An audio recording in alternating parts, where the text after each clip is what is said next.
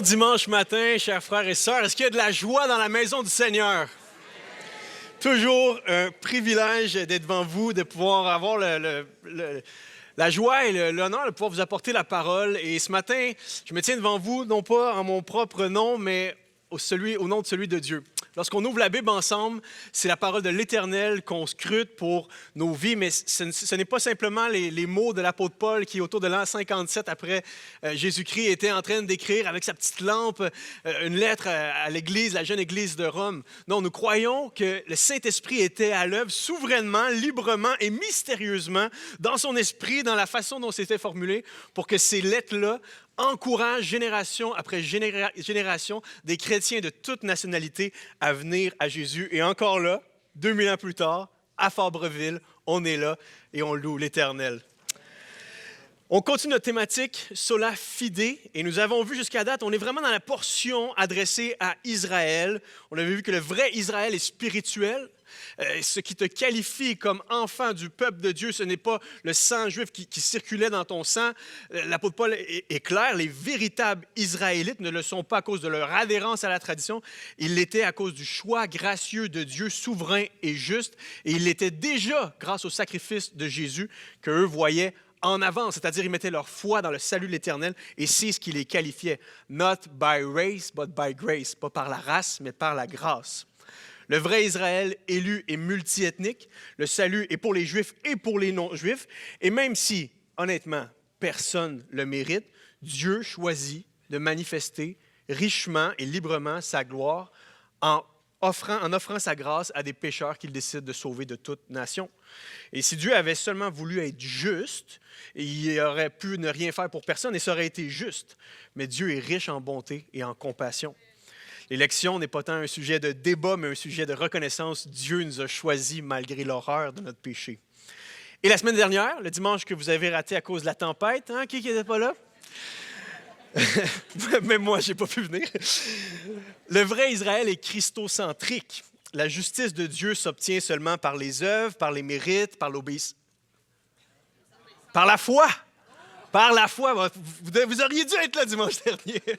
La justice de Dieu s'obtient par la foi en Jésus, la confiance sincère et profonde en Jésus, et non dans le fait de satisfaire nous-mêmes les exigences de Dieu ou les standards de Dieu, mais dans le fait de placer toute notre foi, tout notre espoir, tout notre amour dans le seul qui a satisfait pleinement les standards de Dieu, son Fils Jésus. Et le passage s'est terminé, je vous relis le verset, la semaine dernière avec cette citation de Joël 2,32. « Tous ceux qui invoqueront le Seigneur seront sauvés. » Et plongeons directement dans la suite, Romains 10, verset 14, et on va lire de 10, 14 jusqu'à 11, 10, jusqu'au chapitre 11, verset 10.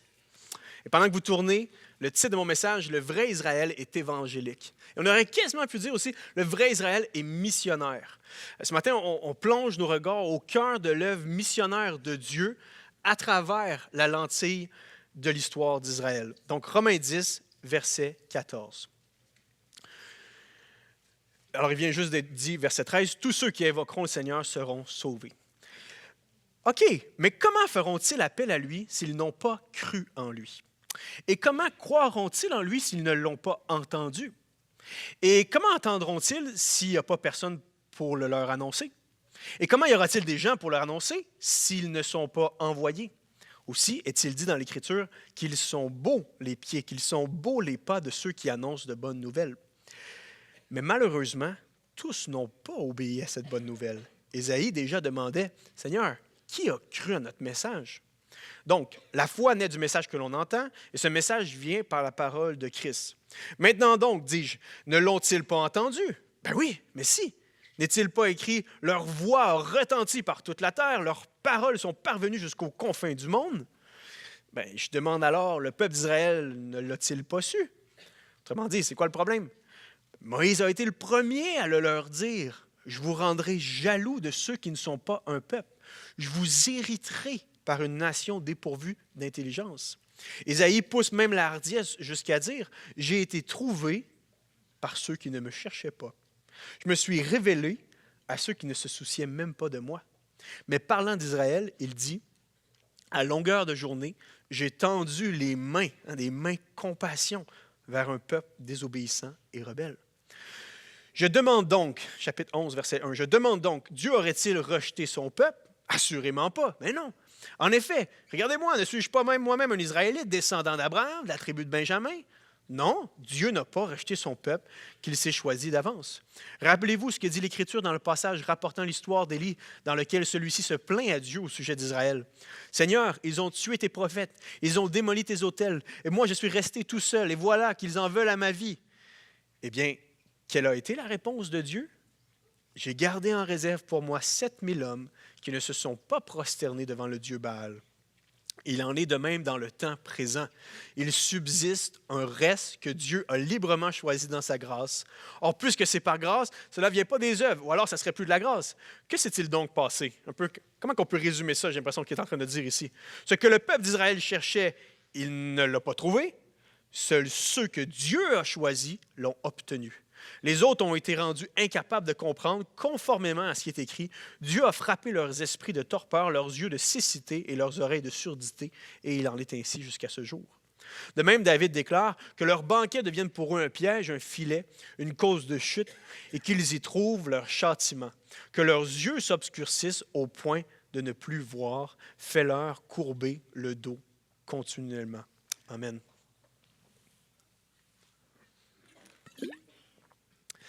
La parole de Dieu, elle est riche, elle est profonde et une lecture rapide et superficielle parfois n'est pas suffisante pour nous permettre de bien comprendre les nuances de ce texte-là. Et je prie que le Seigneur m'aide ce matin à bien éclaircir le sens de ce texte-là. D'abord, l'apôtre Paul nous parle de l'urgence missionnaire. Comment feront-ils appel à lui? Comment vont-ils invoquer son nom? Si tous ceux qui invoquent son nom, le nom de Jésus, sont sauvés, d'accord? Mais comment feront-ils appel à lui s'ils n'ont pas cru en lui? Pour que quelqu'un se mette à genoux et invoque le nom de Jésus, se repente et croit en l'œuvre parfaite de Jésus, l'apôtre Paul dit, il doit d'abord y croire. Ce n'est pas juste une profession qui sauve, ni même une belle profession de foi. C'est la foi profonde qui mène à une profession de foi. Invoquer ou prier Jésus n'est pas une simple formalité, une simple banalité, une formule religieuse qui opérerait indépendamment de la disposition intérieure de celui qui la prononce. Et autant dans l'Église protestante que dans l'Église catholique, ces tentations-là sont assez présentes. Vous vous rappelez ces fameuses prières miracles qui fut un temps où le milieu évangélique était très fort sur la prière de repentance. Fais-la, puis avant de sortir, fais-la, puis prononce, dis ce que je dis, là, puis même si c'est pas grave, si tu comprends pas tout, puis une certaine insistance dans le fait de prononcer des mots. Mais au fond, ce qui sauve, ce n'est pas les mots que la personne prononce, c'est la foi qui vient avec ces mots-là. Au Québec, c'est fort aussi, ce fameux chapelet qui nous rappelle les 3-4 prières à faire par jour. Je vous salue Marie par-ci, le symbole des apôtres, notre Père. Puis si je fais le tour de mon chapelet, puis si je remplis toutes mes prières, ben, je suis du bon côté de la force, j'ai prié. Mais le texte va directement à l'encontre de ça. Il ne suffit pas d'invoquer en l'air le nom de l'Éternel, de prier. Il doit y avoir cette croyance profonde, assise au fond de notre être en Jésus. Nos mots ne sont pas juste des mots en l'air, c'est une réalité qu'on croit. Il ne suffit pas de dire, de faire, d'acter, il faut ajouter la foi au message. Et c'est ce que l'auteur aux Hébreux rappelle à son auditoire. Ils ont entendu le message, mais le message ne leur a servi à rien parce qu'ils n'ont pas rajouté foi. Pour que quelqu'un invoque, il doit croire, mais pour que quelqu'un croie que Jésus est le Fils de Dieu, mort et ressuscité pour ses péchés, il doit bien en avoir entendu parler quelque part. Il doit en avoir entendu parler. Un des historiens les plus éminents de l'histoire de l'évangélisation dans l'Église primitive s'appelle Michael Green, et il a dit une phrase qui récapitule cette vérité-là de façon magnifique. Le christianisme est vie, mais il se communique avec des mots. Le christianisme est vie. C'est une vie humaine, c'est une église, c'est un peuple, c'est une vitalité. Mais à la fin de la journée, il se communique avec des mots. Nos actions charitables, nos vies différentes peuvent imager la bonne nouvelle, peuvent être le fruit de la bonne nouvelle qui est à l'œuvre en nous, peuvent refléter la gloire de Dieu, peuvent porter un fruit visible, tangible. Mais pour que des gens puissent s'accrocher à la bonne nouvelle de Jésus, ils doivent pouvoir l'entendre et la comprendre. Et ça a été fort, ça aussi, comme mode, de dire « Ah ben moi, ma vie est un témoignage de Jésus. Je me rends dans un café avec ma femme, puis on est tellement connectés là, que les gens autour sont impactés. » Si tu prends des bons cafés avec ta femme, c'est intéressant, c'est bien, continue d'être fidèle à ta femme, puis d'avoir un beau témoignage de couple, mais ce n'est pas suffisant pour amener quelqu'un à l'Évangile. Ça peut être une belle preuve, ça peut être un bel à côté, mais le plat principal de l'Évangile n'est pas là. Notre évangélisation implique des propositions simples. Dieu existe. En fait, Dieu était là avant toi. En fait, Dieu était là avant que tout soit. En fait, tu existes parce que Dieu existe. En fait, ta prochaine respiration est gracieuseté de sa part. Attention à ce que tu vas dire. Et ce Dieu-là, par nature, tu ne l'aimes pas tant. Tu es indifférent. Tu es coupable. Il a révélé sa loi, il a révélé sa personne dans la nature, comme dans l'Ancien Testament, et nous n'arrivons pas à la cheville de sa volonté parfaite. Nous sommes éloignés et dans notre autosuffisance, on aime se plaire encore, on aime se croire encore capable de plaire à Dieu par nous-mêmes. Mais ce Dieu-là que nous rencontrons dans les Écritures, dans l'Ancien Testament, à travers sa révélation à Israël, est un Dieu lent à la colère, riche en bonté, riche en miséricorde, patient, qui œuvre dans notre monde et ultimement, il est débarqué lui-même en la personne de Jésus. Homme, parfaitement Dieu, né d'une vierge. Il est venu sur cette terre pour prendre et porter sur ses épaules nos fautes, notre perdition. Nos péchés ont été portés à son compte à lui, afin que sa justice soit portée sur nos épaules, que nous soyons libres, que nous ayons accès au Dieu vivant et véritable. Il est le seul chemin de secours, la seule porte de salut, le seul Dieu que tu peux invoquer dans le ciel et qui peut te répondre parce qu'il t'a déjà répondu en envoyant son Fils. Et si tu places ta foi en lui, aujourd'hui, tu es sauvé. Il est ressuscité, il est monté au ciel et il reviendra. Ce ne sont pas des mots, c'est de l'histoire, c'est de l'avenir, c'est de la réalité. Il n'y a pas plus réalité que ça. Vous voyez, ce sont des propositions simples, mais à un moment donné, il faut ouvrir la bouche. Et laissez-moi vous dire qu'il n'y a pas meilleur moment pour être en vie et pour être un chrétien qui ouvre la bouche. Nous sommes présentement, depuis la fin de la pandémie, et je suis certainement pas le seul à avoir vu ça, dans un moment culturel et spirituel intéressant, même au Québec. Et ma prédiction, ce n'est pas une prophétie, ma prédiction, c'est qu'il va venir encore un temps encore plus fort où les gens vont nous chercher. Qui sont ces chrétiens? Que croient-ils? Quelles sont leurs propositions? C'est quoi leur espoir? C'est quoi leur vérité? Les gens nous cherchent. Et il y a une quête de sens et de repères qui s'est simplement accrue à travers la pandémie. Une quête de certitude. Qu'est-ce qui est immuable et ne bouge pas dans ce monde? Il y a un retour vers les valeurs traditionnelles, un retour au conservatisme. Et il revient à nous, en tant que chrétiens, de démontrer qu'effectivement, toutes les plus belles valeurs de ce monde, ce sont des valeurs qui sont vraies parce qu'elles découlent de Dieu. C'est Dieu lui-même. Je veux dire, les valeurs de liberté, d'égalité, les valeurs de dignité humaine, de charité, d'amour, d'aide aux pauvres, de démocratie, de justice, de consentement. On pourrait même parler de consentement sexuel. Toutes ces valeurs-là, disent les historiens, ils ne viennent pas des Grecs, des Romains, ils ne viennent pas de ces peuples barbares-là. Elles viennent du travail manifeste du christianisme dans l'histoire. Et vous savez qu'on est dans une période où ce sont des historiens athées qui écrivent des livres, comme Tom Holland et Rodney Stark, qui écrivent des livres pour dire ce que vous aimez de la civilisation occidentale vient probablement en grande partie majoritaire du christianisme et de cet homme-là mourant en croix. Ce point focal de l'histoire, c'est un juif de 33 ans, tout nu, crucifié sur une croix. Parce que c'était le moment historique où Dieu était à l'œuvre dans notre monde à travers son Fils. Et la preuve, c'est que même toute l'histoire en a été impactée. Et aujourd'hui, les gens se retrouvent dans une situation où ils veulent revenir à des vraies valeurs, mais ils ont délaissé Christ. Et il revient à nous, en tant que chrétiens, de leur dire, si vraiment tu aimes la vérité, la beauté, la bonté, tu vas aimer le Jésus que je vais te présenter.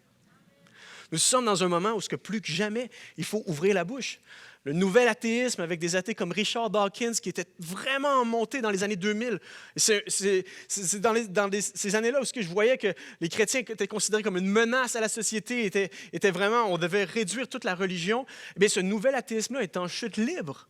Il y a aussi une chute libre du matérialisme. Les gens réalisent que la matière ne peut pas tout expliquer. Tout n'est pas que nature dans ce monde, il existe en dehors de la nature. Je lisais hier le témoignage d'une athée convaincue. Pendant plusieurs années, elle était matérialiste. Tout ce qui existe, ce sont les lois de la physique, les lois de la chimie, je ne veux rien savoir d'autre. Jusqu'au jour où elle tint dans ses bras son bébé naissant qu'elle venait d'accoucher. Et s'est-elle dit, si je veux être fidèle et je veux avoir la foi dans mon naturalisme et mon matérialisme, je suis obligé de postuler que ce n'est qu'un paquet de génétique que je tiens dans mes bras. Et je suis obligé de postuler que l'amour que j'expérimente pour lui, ce ne sont que des interactions biochimiques, neurochimiques qui se passent dans mon cerveau. Mais ça, ce n'est pas la vérité parce que je l'aime. Oh, révélation! L'amour existe pour de vrai. Et ça, c'est un cas, mais je pourrais vous en partager plein. J'en vois beaucoup sur le terrain missionnaire présentement. Des gens qui réalisent qu'il doit y avoir plus à ce monde. Et je vous dis tout ça pour nous encourager, chers frères et sœurs. Ouvrons la bouche. Parlons. Soyons loud, excusez-moi l'expression. Parlons avec courage de Jésus. Les jeunes sont plus ouverts que jamais à la spiritualité. Nous vivons dans un moment culturel où des historiens, des scientifiques, des acteurs. Je pourrais juste nommer Russell Brand, qui se convertit et qui a un témoignage magnifique, qui dépasse les frontières géographiques d'où il habite. Des acteurs, des sportifs influents. Vous avez vu comme moi au Super Bowl, les Eagles de Philadelphie, dans la journée des médias et même au Super Bowl, des super belles professions de foi et profondes. Tu vois que ce n'est pas juste un chrétien nominaliste qui se dit chrétien, vraiment des hommes qui sont là sur le terrain, qui sont millionnaires, sont regardés par plein de gens et qui disent « Moi, à la fin de la journée, ce qui m'intéresse, c'est Jésus. Là, je m'en fous un peu de tout ça. » Oh, moment culturel intéressant. Il est temps d'ouvrir la bouche. Mais, permettez-moi une petite note de bas de page. Attention au triomphalisme. Attention, nous triomphons grâce à la croix, par la croix, en Jésus, caché en Jésus, dans cette œuvre de grâce. Nous ne triomphons pas avec une guerre politique, mais avec une guerre spirituelle, avec les armes de la foi, avec les armes de la proclamation fidèle de l'Évangile, avec la prière, avec l'amour, la joie, l'abnégation, le sacrifice. Notre bonne nouvelle n'est pas un programme politique. Bien qu'elle a d'énormes incidences sur toute décision politique. Il n'y a rien de plus religieux, il n'y a rien de plus politique que la bonne nouvelle de l'Évangile. Mais ce n'est pas un programme politique. C'est un programme personnel. C'est une personne. C'est Jésus, puis c'est toi, puis c'est moi. Notre force n'est pas dans notre pouvoir ou dans notre proximité du pouvoir politique, n'est pas dans nos grandes ressources, n'est pas dans les privilèges que nous pouvons obtenir auprès des grands. Notre force, elle est en l'Éternel. C'est lui le Dieu désarmé. C'est lui qui contrôle tout. Et la tentation est forte, on l'a vu dans l'histoire de l'Église, lorsque l'Église se rapproche du pouvoir, de vouloir utiliser ça comme une forme de nationalisme, puis de vouloir être une nation, puis de vouloir prendre les armes. Des fois, c'est violent, puis on n'est pas rendu là, heureusement. Mais je vois certains chrétiens ils veulent exposer la bonne nouvelle, mais avec des armes qui ne sont pas des armes chrétiennes, avec la violence, l'hostilité, la vengeance, avec la méchanceté.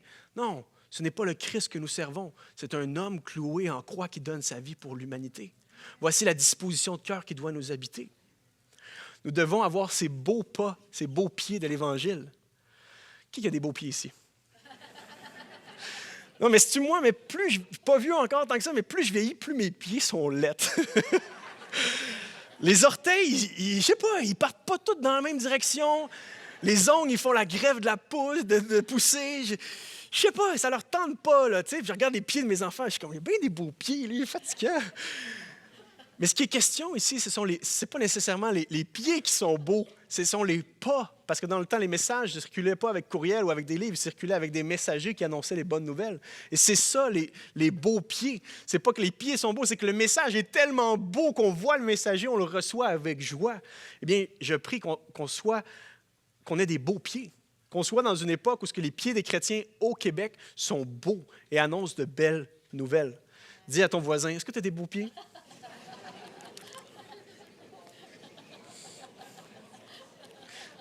Non, justement, il fallait que je t'en parle. Pour invoquer, il faut y croire réellement.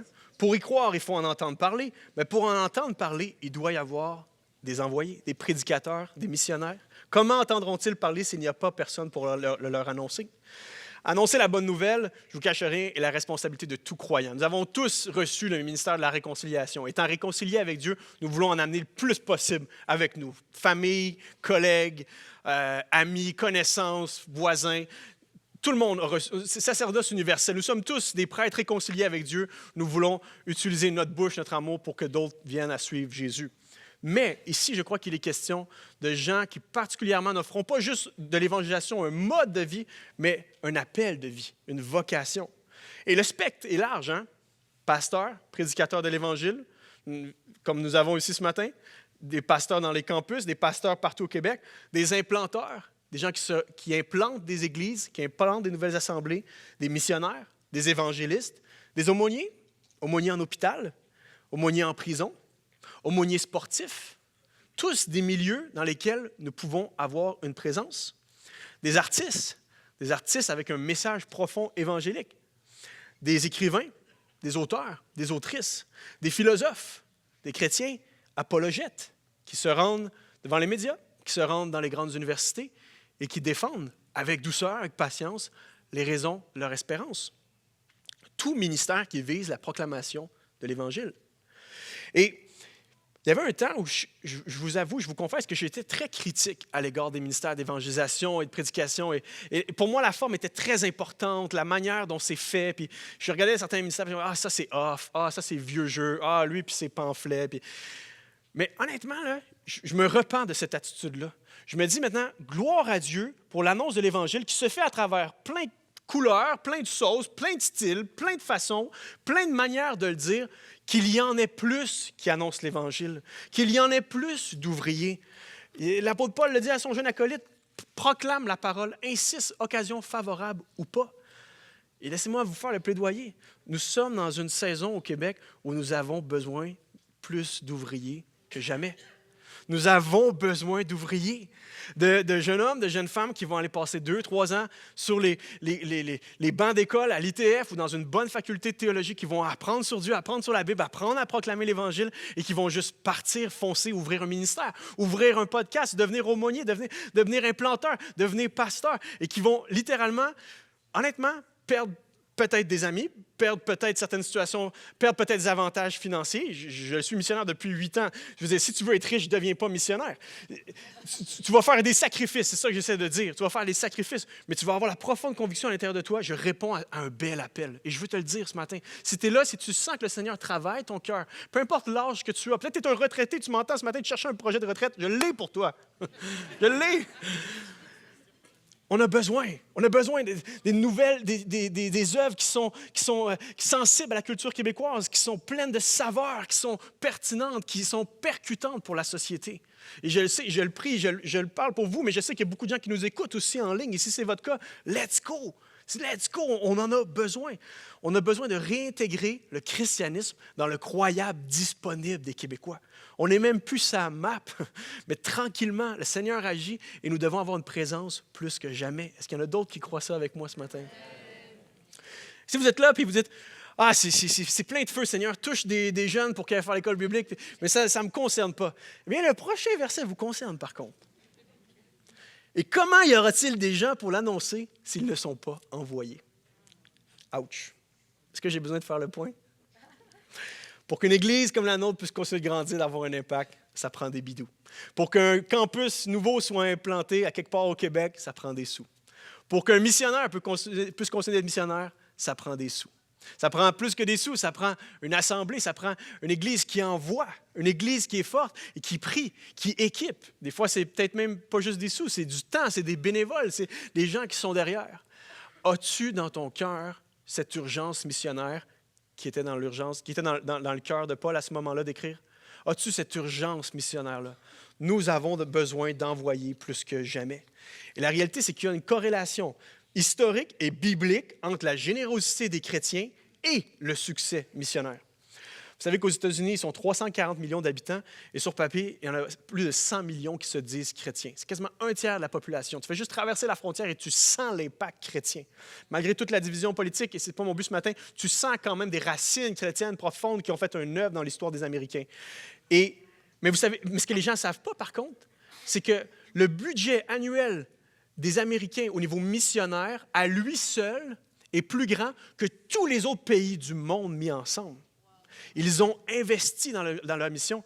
Et je prie que l'Église québécoise, parce qu'à ce moment-ci, l'Église québécoise ne subvient pas à sa propre mission. Peut-être je vous l'apprends, mais nous sommes jeunes, nous avons 40 ans, 50 ans d'existence, l'Église protestante évangélique. Non pas qu'il n'y avait pas des protestants avant, mais depuis que ça a explosé, depuis les réveils, dans les années 70, 80, on est une jeune Église.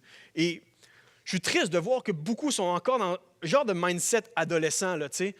Ah, nous, on existe pour nous. Tu sais. Si on a un bâtiment, puis un pasteur, puis le café est bon le dimanche, on l'a eu, notre affaire. Ça, c'est... Non.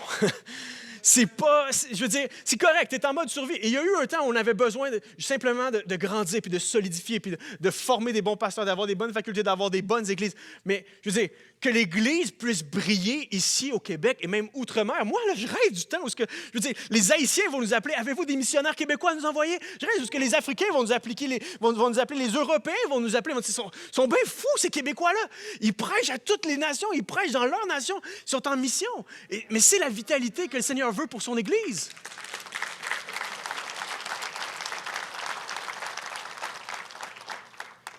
L'Église québécoise est passablement jeune au niveau missionnaire, mais elle est appelée à grandir et à prendre son propre flambeau et non pas reposer sur les autres nations extérieures. Et je bénis et je loue l'Éternel. Et heureusement que les autres nations sont venues vers nous, parce que sinon on serait probablement morts et enterrés. Mais il arrive un temps où c'est à nous de prendre le flambeau pour notre nation. Et je le dis parce que je crois que ça doit être moins dur pour un jeune ouvrier, pour une jeune famille de devenir missionnaire, pasteur, implanteur. Il doit y avoir des ressources qui sont mises à disponibilité de l'Église. Après l'urgence missionnaire, l'apôtre Paul redescend d'un cran, la réalité missionnaire, verset 16. Mais malheureusement, malgré tous les efforts, malgré tous les efforts humains, malgré tous les investissements, malgré toutes les provisions qui sont mises pour l'annonce de l'Évangile, tous n'ont pas obéi à cette bonne nouvelle. Ésaïe demandait déjà, « Seigneur, qui a cru à notre message? » Lorsque l'apôtre Paul parle, il a probablement en tête d'abord le contexte immédiat qui est le sien, le contexte juif. Hein? Son propre peuple, en bonne partie, n'a pas obéi à la bonne nouvelle. Bien des Juifs, encore au moment où il écrit cette lettre, refusent sans tête à ne pas vouloir recevoir ou écouter la prédication chrétienne. Et c'est le cas qu'on voit dans les Actes des Apôtres. Hein? On commence les Actes des Apôtres et c'est vraiment focalisé sur l'annonce aux Juifs. Et on va dans les synagogues en premier, et la Pentecôte, tout ça, c'est l'annonce « Votre Messie, il est venu, il est mort, il est ressuscité. Vous avez eu... Jésus est vraiment le bon Messie que vous attendiez. Convertissez-vous à lui. » Mais plus les actes avancent, plus le refus d'obéir des Juifs fait en sorte que les apôtres se tournent vers les non-Juifs. Et ce n'est pas un accident, hein, ce n'est pas un hasard de l'histoire. Le mot que Paul emploie ici, c'est le mot « obéir ». Ils n'ont pas obéi à la bonne nouvelle. Ce n'est pas un mot qui est passif. Et ça nous ramène à notre contexte encore aujourd'hui. La réalité brute et parfois, honnêtement, frustrante. Tu as beau avoir les meilleurs prédicateurs, les meilleurs pasteurs. Tu peux avoir le meilleur pasteur Gaétan Brassard de tout l'univers. Là. Puis il est bon, notre pasteur. Là. Puis je le crois quand je dis ça. Mais malgré toute la clarté du message, la puissance, la puissance de la conviction, tu peux avoir tout ça, mais à la fin de la journée, certains vont encore refuser d'obéir, vont refuser de rendre leurs pensées captives à l'obéissance de Christ. Pourquoi? Parce que l'entêtement d'un cœur humain pécheur peut être très profond. Il m'est arrivé d'avoir des conversations avec des jeunes que je leur demande, bon, qu'est-ce qui t'empêche de faire le pas pour venir à Jésus? Quels sont tes doutes? C'est quoi les arguments là, que tu te dis, ouais, ça, c'est trop grand pour moi là, pour venir à la foi? Puis même si je prends beaucoup de temps avec cette personne-là, puis j'y explique, puis je donne des preuves, je pense, convaincantes, bibliques, des preuves de la nature, des preuves philosophiques, puis de l'apologétique, puis tout ça, puis à un moment donné, j'y déballe un tapis rouge, puis malgré ça, ne veut pas mettre le pied. Mais ça, c'est le problème du péché. Il y a quelque chose à l'intérieur de nous qui ne veut pas plier le genou devant l'Éternel. Tous ne croiront pas. Même l'apôtre Paul, hein, es-tu plus brillant prédicateur que lui? Même l'apôtre Paul n'a pas toujours rencontré des succès. Il prêche à Athènes le plus beau discours missionnaire de toute l'histoire de l'humanité. Puis, il dit que seulement quelques-uns croient en lui. C'est encourageant, mais c'est un peu frustrant. Tu te dis, les autres, ils ont fait quoi? En réalité, ça nous amène à être réalistes. Nous prêchons, Dieu sauve. Nous proclamons, Seigneur agit. Le Saint-Esprit s'empare des gens et c'est lui qui fait les conversions, numéro 1. Deuxièmement, ça nous amène à être triste. Effectivement, Paul est le premier à être triste. Il dit, je deviendrai païen pour que les gens de ma nation soient sauvés.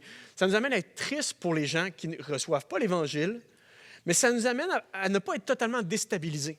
Parce que je sais que pour certaines personnes, le fait que ton annonce envers ton collègue ou une personne de ta famille soit refusée de manière répétitive et obstinée, tu t'emballes avec ça et tu deviens émotif par rapport à ça et tu ne comprends pas. Eh bien, en tant que chrétien, on n'est pas appelé à être déstabilisé par ça. Nous le savons que tous n'obéiront pas. Nous le savons que seul Dieu scrute les cœurs et connaît le pourquoi du comment, que seul Dieu sauve. Et ça nous amène aussi, des fois, à se détourner de certaines personnes et se tourner vers ceux dont la curiosité, dont l'œuvre préparatoire de l'Esprit Saint est déjà évidente. Et pour vrai, des fois, ce n'est pas les gens qu'on s'attendrait. Ton voisin musulman en face est peut-être plus proche du royaume de Dieu que ton bon chum québécois avec qui tu prends une bière et tu écoutes le hockey. On est vite à juger les apparences. Mais une personne qui est complètement en situation quasiment d'itinérance ou de drogue ou une situation perdue est peut-être plus proche à recevoir le royaume de Dieu que ton ami assis à côté de toi tous les jours. Il y a vraiment des gens qui cherchent ça, qui cherchent Dieu de tout leur être. Mais ma question, c'est, vont-ils nous trouver? Vont-ils te trouver? Quelle personne dans ton entourage, par son simple mode de vie, semble déjà attirée par la morale chrétienne, la moralité chrétienne, par la vision du monde chrétienne? Quelle personne dans ton entourage semble souffrir à un point tel qu'elle serait prête à recevoir les belles promesses réconfortantes de l'Évangile? Quelle personne dans ton entourage que tu aimerais peut-être pas ça, tu aimerais ça qu'elle soit peut-être plus dans ton entourage, mais tu te dis, Dieu doit l'avoir mis pour une raison. Je te laisse penser là-dessus. L'urgence missionnaire, la réalité missionnaire, troisièmement, le retentissement missionnaire. On arrive avec la fameuse question qui arrive dans toute conversation d'évangélisation. « Ouais, mais qu'est-ce qui arrive de ceux qui n'en entendront jamais parler? » « Oui, mais toi, tu en as entendu parler. » C'est souvent ceux qui viennent d'en entendre parler qui posent cette question-là, très hypothétique. Mais elle est quand même louable, cette question-là. Et c'est l'apôtre Paul qui la pose lui-même. Elle reste valide, verset 18. Mais donc, je dis, ne l'ont-ils pas entendu? Et il parle d'abord et avant tout d'Israël ici, mais ça s'élargit aux nations. Mais oui, mais s'ils l'ont entendu, n'est-il pas écrit, la voix a retenti par toute la terre, leurs paroles sont parvenues jusqu'aux confins du monde? Paul répond clairement, quand tout le monde l'a entendu? Et quand tu lis rapidement le texte, tu te dis, qu'est-ce qu'il veut dire? Parce qu'au moment où Paul écrit ça, il mentionne, il formule des projets de voyage pour aller en Espagne, pour aller à Rome. Il veut aller rejoindre des nations non rejointes, mais il dit, oui, tout le monde l'a entendu. C'est juste évident, tout le monde l'a entendu, c'est aller aux confins du monde. Mais la réponse vient lorsque tu plonges tes regards dans le psaume 19, parce que c'est la citation. Leur voix a retenti par toute la terre, leurs paroles sont parvenues jusqu'aux confins du monde. Voici ce que nous disent les premiers versets du psaume 19. Tous les cieux proclament combien Dieu est glorieux. L'étendue céleste publie l'œuvre de ses mains. Un jour en informe un autre, une nuit à l'autre nuit en transmet la connaissance. Ce ne sont pas des paroles, ce ne sont pas des discours, ni des voix qu'on peut entendre. Cependant, leur voix parvint à toute la terre et leurs accents aux confins du monde. Paul prend appui ici sur la révélation générale de Dieu. Le fait que tous les cieux semblent raconter une histoire et c'est celle de Dieu. Que le cosmos entier, avec un regard suffisamment ouvert, devrait être suffisant pour nous montrer que tout l'univers, et même s'il y avait des multivers, respire la présence et la bonté et la bienveillance d'un Papa céleste. Ça devrait être suffisant, comme il dit en Romains 1, du moins pour qu'on l'honore et qu'on le reconnaisse et possiblement qu'on le cherche davantage. Juste le fait qu'il y ait quelque chose plutôt que rien. Vous avez déjà posé cette question-là en vous levant un matin? Ah, pourquoi il y a quelque chose ce matin? Pourquoi je suis là? Pourquoi tout ça? Pourquoi tout ce que je suis? Pourquoi toutes ces belles émotions? Pourquoi toutes ces relations? Pourquoi la richesse, la profondeur de l'existence humaine et de l'expérience humaine? Si dans cette vie, les scientifiques et même les plus athées sont convaincus que chaque effet a une cause, pourquoi tout ce que j'expérimente ne serait que le produit de forces indifférentes, aveugles, qui ont mis ça en place? Et plus que ça, lorsqu'on se penche sur l'univers, vous savez qu'il y a 20 constantes, c'est-à-dire 20 chiffres que si tu déroges d'un millionième, par exemple la constante gravitationnelle, que frère va me dire à l'instant, moi je ne la connais pas non plus, ces constantes-là que personne ne connaît, mais que les scientifiques connaissent, on sait que si tu la déroges de 1 millionième de 1 millionième, eh bien, tout explose. La vie est plus possible sur Terre. Ce n'est pas juste un fin réglage, là, ça c'est un divin réglage. Je pourrais continuer avec une liste de preuves évidentes à l'œil nu pour la raison humaine qui veut bien les voir. Et c'est ce sur quoi l'apôtre Paul prend appui ici. Non seulement les Juifs et toute la terre ont accès à la révélation naturelle, la révélation de la nature, mais en plus de ça, lorsque tu lis le reste du psaume, il est parlé de la loi, de l'élection de Dieu envers Israël, des alliances, des institutions que Dieu a admis en Israël pour révéler sa bonté, pour révéler sa personne. Donc, non seulement ils ont eu l'occasion de se tourner vers Dieu avec la révélation naturelle, mais encore plus avec la révélation spécifique. On pourrait quasiment formuler la réponse de Paul comme ça. Si ceux qui n'ont pas accès à la révélation spéciale, c'est-à-dire la Bible, la révélation de Dieu dans l'histoire d'Israël, ont entendu le message de la gloire de Dieu à travers la seule création, combien plus ceux qui possèdent la révélation spéciale n'ont-ils pas entendu ce message? Et nous sommes, le juif comme le non-juif, sans excuse. Nous n'avons pas d'excuses. Et on peut même aller encore plus loin. On a l'impression qu'en citant ces passages-là, c'est comme si Paul était en train de dire « J'identifie cette voix céleste qui remue ciel et terre pour venir percuter le profond de vos consciences. » Eh bien, c'est présentement la voix des prédicateurs de l'Évangile qui parcourt le monde si seulement vous pouviez y prêter attention. Il est même raisonnable de croire qu'une bonne majorité des Juifs ont entendu le message de Jésus au moment où Paul écrit cette lettre, bien qu'il reste des nations à rejoindre. On continue, l'élargissement missionnaire. À ce point-ci, un Juif pourrait lever la main et dire « OK, mais on l'a peut-être entendu un peu finalement, mais on ne l'a pas compris. On ne l'a pas compris. » Verset 19. « Je demande alors, le peuple d'Israël ne l'a-t-il pas su? Moïse a été le premier à leur dire « Je vous rendrai jaloux de ceux qui ne sont pas un peuple, c'est-à-dire les non-juifs. Hein? Je vous irriterai par une nation dépourvue d'intelligence, c'est-à-dire le non-juif qui n'a pas l'intelligence de Dieu, des sacrifices, des manières d'avoir accès à lui. » Ésaïe va même encore plus loin. « J'ai été trouvé par ceux qui ne me cherchaient pas. Il n'y en avait rien à faire de moi, mais j'ai été trouvé par eux. Je me suis révélé à ceux qui ne se souciaient pas de moi. » Quelle grâce, hein? Fais juste s'arrêter là-dessus un instant. Là.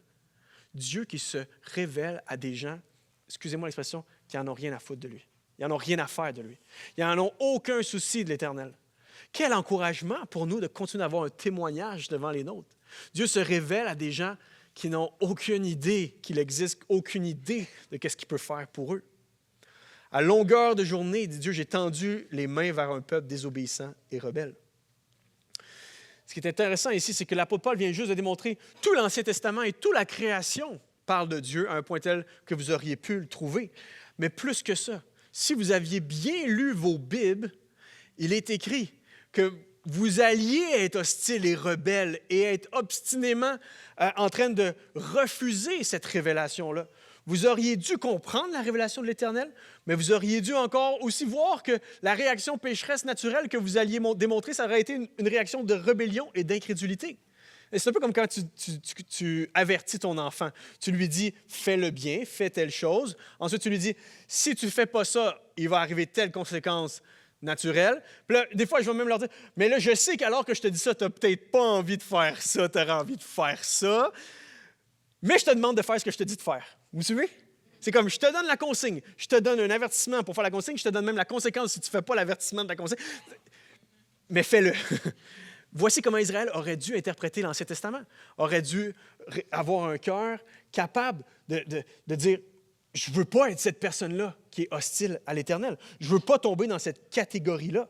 Israël aurait dû prendre cet avertissement au sérieux. Et c'est facile de pointer vers Israël et de dire « Ah, bien, vous voyez comment ils étaient ils n'ont tellement pas eu d'accueil envers l'Évangile. » Attention, parce qu'à quelques reprises dans l'Écriture, on voit que ce même endurcissement d'Israël est pour bien des fois notre endurcissement chrétien. Notre endurcissement, ces mains tendues qui sont tendues vers nous, puis nous qui faisons la sourde oreille, on ne veut pas trop entendre les corrections du Seigneur, on ne veut pas trop entendre la voix du Seigneur, on ne veut pas trop, je ne veux pas trop aller lire ces passages-là. Je sais que peut-être qu'ils ont des choses à dire sur ma vie. N'endurcissons pas nos cœurs devant la parole de Dieu. N'endurcissons pas nos cœurs devant l'Évangile. Ne nous créons pas cette carapace-là, parce qu'il n'y a pas d'autre espoir. Je veux dire, l'auteur aux Hébreux est clair là-dessus. Frères et sœurs, que personne parmi vous n'ait le cœur mauvais, incrédule au point de se détourner du Dieu vivant. Mais encouragez-vous aussi longtemps qu'on peut dire aujourd'hui, afin qu'aucun d'entre vous ne se laisse tromper par le péché et ne s'endurcisse. Frère, sœur, ne t'endurcis pas dans ton péché. Il te mène nulle part. Il te ment. Il ne peut que juste te détruire. Laisse-toi toucher par la grâce de Dieu. Réapproprie-toi cette grâce de l'Éternel, cette bonne nouvelle qui t'a transformé, ce Dieu que tu as rencontré. Ne te laisse pas endurcir par ton propre péché. Le Dieu missionnaire. Après l'urgence missionnaire, la réalité missionnaire, le retentissement missionnaire, l'élargissement missionnaire, il est maintenant question du Dieu missionnaire. Quel avenir pour Israël, demande-t-il? Chapitre 11, verset 1. Je demande donc, parce qu'après avoir entendu tout ça, le réflexe naturel d'un auditeur, ce serait de dire, ouais, bien, OK, mais il arrive quoi, là? Est-ce que Israël, es-tu vraiment damné, là? Je veux dire, comment Dieu va gérer cette situation-là s'ils n'ont pas reçu l'Évangile puis se sont endurcis? Paul répond, Dieu aurait-il rejeté son peuple? Assurément pas. L'apôtre est catégorique et il refuse l'interprétation selon laquelle la désobéissance d'Israël équivalait au rejet de Dieu de son peuple. Paul l'avait déjà formellement dit en Romains 3.3, leur infidélité anéantira-t-elle la fidélité de Dieu? Loin de là. Enfin, il est catégorique comme quoi la grâce de Dieu surpasse n'importe quel endurcissement humain, aussi profond soit-il. Je veux dire, des fois, on regarde, Paul devait regarder Israël et certains chrétiens devaient regarder Israël dans le temps. Et même nous, aujourd'hui, des fois, on regarde les nations, puis on peut même regarder la nation d'Israël, on peut regarder n'importe quelle nation sur Terre, puis on est comme, ça, c'est un avion qui va crasher, là. Ils veulent rien savoir de Dieu, là, et même au Québec. Mais l'image qu'on a vue cette semaine dans les médias, c'est cet avion-là qui s'en va pour s'écraser. Et quand tu vois la vidéo pour la première fois, tu te dis, c'est sûr que tout le monde est mort, là. C'est parti en feu. Et là, après, tu apprends que personne n'est mort. C'est comme, wow, OK, il y a quelque chose de miraculeux qui peut se passer. Mais c'est le même exemple que Paul veut prendre ici. Il est en train de dire, non, Dieu n'a pas rejeté Israël. En fait, Dieu n'a pas rejeté aucun peuple. Dieu peut et veut se manifester parce que sa grâce est efficace. Et il donne une raison. Il donne deux raisons. La première, il dit, regardez-moi, moi j'étais un Juif. Et regardez comment Dieu est venu me chercher dans ma perdition. J'étais sur le chemin de Damas, j'étais enfermé dans ma propre petite prison pécheresse. Et Dieu m'a mis en bas de mon cheval, puis il s'est révélé à moi brutalement. Mais c'est ça que ça prenait. Alors, il cite son témoignage personnel. N'ayez pas peur, frères et sœurs, de citer votre histoire, de raconter comment Dieu vous a jeté en bas de votre cheval, puis il s'est révélé à vous. Et deuxième raison d'espérer, il dit, regardez, il y a un reste. Verset 2 du chapitre 11, « Non, Dieu n'a pas rejeté son peuple qui s'est choisi d'avance. Rappelez-vous ce que dit l'Écriture dans le passage rapportant l'histoire d'Élie, dans lequel celui-ci se plaint à Dieu au sujet d'Israël. « Seigneur, ils ont tué tes prophètes, ils ont démoli tes autels, et moi je suis resté tout seul, et voilà qu'ils en veulent à ma vie. » Élie est juste comme pessimiste. C'est comme, hey, il n'y a plus personne ici, là, il n'y a rien à faire, Dieu. Tu lis 1 Roi 18-19, Élie a le goût de s'enlever la vie, et même il va jusqu'à tenter de s'enlever la vie, et Dieu vient le rescaper avec un ange qui lui amène à manger. Mais comment Dieu va encourager Élie devant ce pessimiste missionnaire? Il lui dit, j'ai gardé en réserve pour moi 7000 hommes qui ne se sont pas prosternés devant le Dieu Baal. Humainement, des fois, là, sur le terrain missionnaire, nos yeux ne voient absolument rien. Puis on est là, puis on est très pessimiste. Puis on est comme, qu'est-ce qui peut bien se passer de bon, là? Puis je sais que même pour certains d'entre vous qui avez immigré au Canada, au Québec, ici, vous arrivez d'Afrique, vous arrivez de certaines places en Amérique du Sud, en Amérique centrale, et vous, là, vous avez quitté votre pays alors que c'était le réveil, là. Les évangéliques à 30 %, à 40 %, tout le monde évangélisait dans la rue, des écoles chrétiennes, puis vous étiez en train de vivre ça, puis là, vous êtes envenus ici pour X raisons, puis vous débarquez ici, puis vous êtes comme, man, ils sont tellement, là, ces Québécois-là, ils veulent rien savoir, là. J'ai beau tout faire, j'ai beau me donner corps et âme, faire des formations missionnaires, j'ai beau utiliser telle ressource, telle porte, telle manière de dire, ils veulent rien savoir. Et la tentation est là, de dire, hey, je démissionne. Je démissionne de mon boulot d'évangéliste. Je démissionne de mon simple témoignage chrétien. Je démissionne.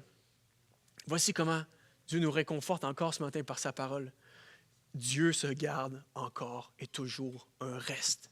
Il y a un peuple, et comme c'était le cas à l'époque de Paul, Dieu sauvait gratuitement des Juifs. Paul en était l'occasion. Et il y a eu aussi un nombre de Juifs qui s'est joint à Paul. Mais encore aujourd'hui, Dieu se garde un reste partout dans le monde, de toutes les nations, un petit reste qui va venir à lui. Il y a un reste, il y a un peuple nombreux dans cette province. C'est la manière dont Paul... C'est la manière dont Dieu va réconforter Paul, hein, alors qu'il prêche à Corinthe puis qu'il ne voit pas trop de résultats, puis il a juste le goût de s'en aller. Dieu se manifeste à lui et lui dit « N'aie pas peur, prêche, parce qu'il y a un peuple nombreux. » Même si toi, tu ne le vois pas de tes yeux, il y a des gens que moi, depuis toute éternité, j'ai choisi et qui n'attendent d'entendre la bonne nouvelle sortant de ta bouche. Ça, c'est l'Évangile qu'on peut proclamer aux nôtres. Il subsiste un reste que Dieu a choisi librement dans sa grâce. Et je vais inviter les musiciens à venir nous rejoindre alors qu'on termine cette grande portion de texte, verset 7 du chapitre 11. C'est un peu comme une conclusion de Paul. Que s'est-il donc passé, demande Paul. Bien, voici ce qui s'est passé. Ce que le peuple d'Israël cherchait, ils ne l'ont pas trouvé. Israël cherchait la justice, mais ils l'ont cherché dans la loi, ils l'ont cherché dans leur accomplissement, leur mérite, leurs beaux yeux, leur tradition, leur adhérence, leur rite, leur affaire, leur petite religion, leur petite superstition, leur petite religiosité, leur petite famille, leur petit clan, leur petite bonté, leur petite bonne moralité, leurs petits accomplissements, mais ça les a menés nulle part. Et ça s'étend pour encore nous aujourd'hui. Si tu cherches à cet endroit-là, tu ne le trouveras pas. Par contre, seuls ceux que Dieu a choisis l'ont obtenu. Les autres ont été rendus incapables de comprendre conformément à ce qui est écrit. Dieu a frappé leur esprit de torpeur, leurs yeux de cécité, leur oreille de surdité, et il en est ainsi jusqu'à ce jour. De même, David déclare que leurs banquets deviennent pour eux un piège, un filet, une cause de chute, qu'ils y trouvent leur châtiment. Autrement dit, ce n'est pas que Dieu a endurci de manière un petit peu aléatoire certains Juifs, ou que Dieu encore aujourd'hui prendrait plaisir à endurcir des gens.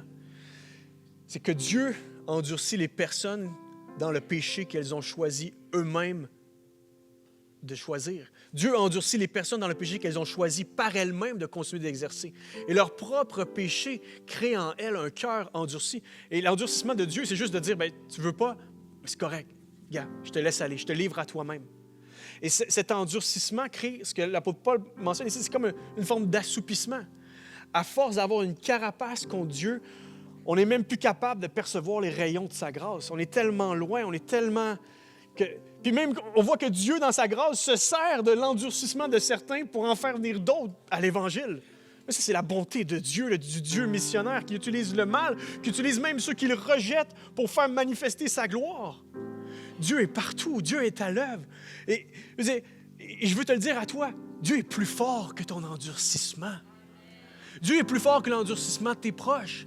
Dieu est plus fort que ta carapace. Et si c'est ton cas ici ce matin, laisse tomber cette carapace-là. Arrête.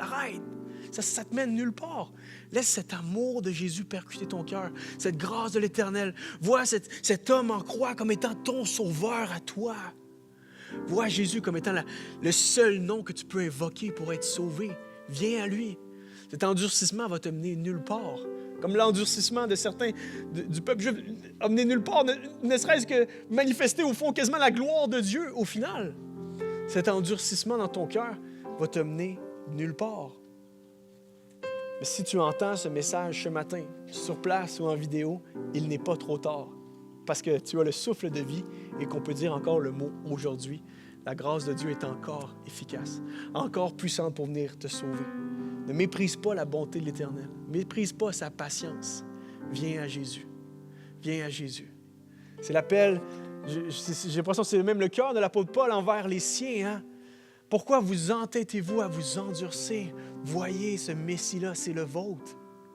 C'est l'appel aussi envers les Québécois, c'est le message qu'on a à leur porter. Voulez-vous vraiment la vérité? Voulez-vous vraiment être une nation florissante? Voulez-vous vraiment être une identité solide? Voulez-vous vraiment des foyers épanouissants? Voulez-vous vraiment des institutions riches, profondes?